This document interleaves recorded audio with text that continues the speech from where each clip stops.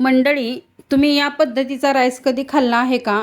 तर हा चना पुलाव खूप छान लागतो चवीला. 1 वाटी चणे भिजवून घेतलेले आहेत आणि कुकरमध्ये टाकून घ्यायचे. हळद आणि मीठ टाकायचं, गरजेप्रमाणे पाणी टाकायचं आणि ह्याच्या 3 शिट्ट्या करून घ्यायच्या आहेत. 3 शिट्ट्यामध्ये छान असा हा चना शिजला जातो. त्यानंतर कढईमध्ये तेल टाकून जिरं आणि मोहरी टाकून घ्यायची. त्यानंतर खडे मसाले मी इथं दाखवले ते टाकून घ्यायचे. 2 मिडियम साईजचे कांदे उभे स्लाइस करून घ्यायचे, ते सुद्धा यामध्ये टाकून घ्या. 2 टोमॅटो आहेत ते बारीक कट करून यामध्ये टाकून घ्यायचे आणि छान असं मिक्स करून घ्यायचं. अद्रक लसूणची पेस्ट आहे ती 1.5 चमचा टाकायची आहे आणि थोडंसं मीठ टाकायचं, कारण हा टोमॅटो आहे ते सॉफ्ट होण्यासाठी. त्यानंतर इथे जगभरातील मसाले घेतलेले आहेत. इथे मी दाखवले ते मसाले पूर्णपणे.